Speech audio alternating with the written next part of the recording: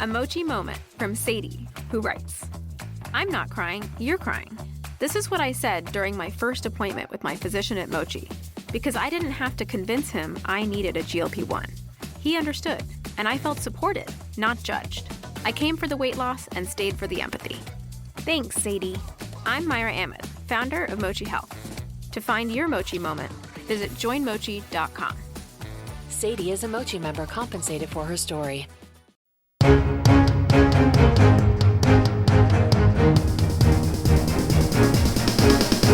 This is the Washington Times front page from Monday, March 9th, 2026. Thanks for starting your week with us.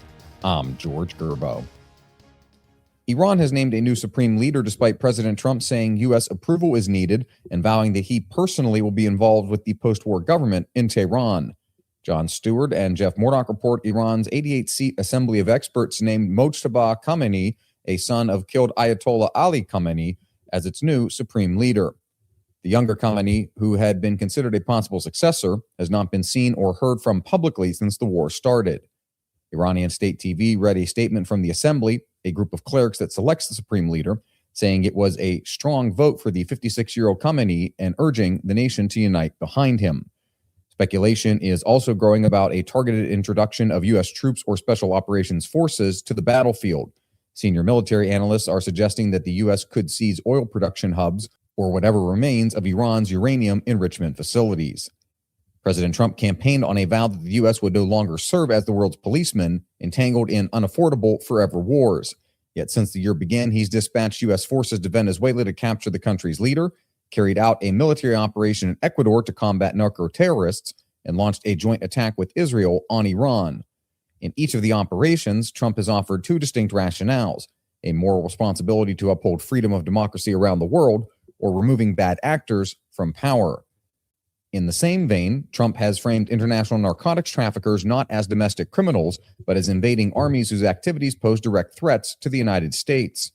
To support that effort, Mike Glenn reports the president hosted a Shield of the Americas summit in Florida over the weekend, releasing a proclamation to address the grave dangers posed by cartels using any necessary resources, including the armed forces.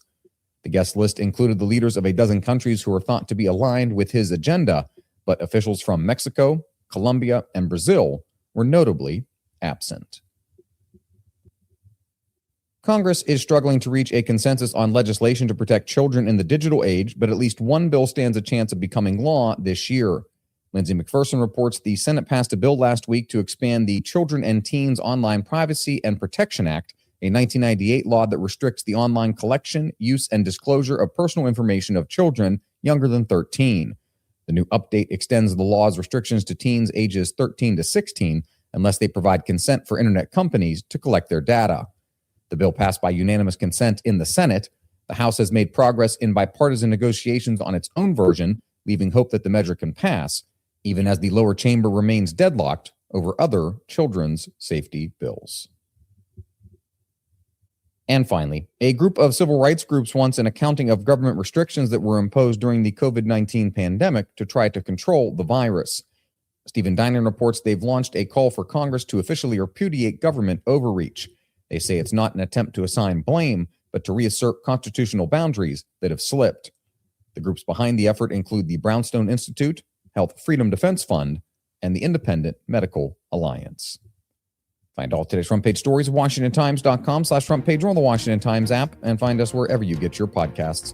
You can also find us on social media at Wash Times for breaking news, sports, commentary, and more. For the Washington Times, I'm George Gerbo.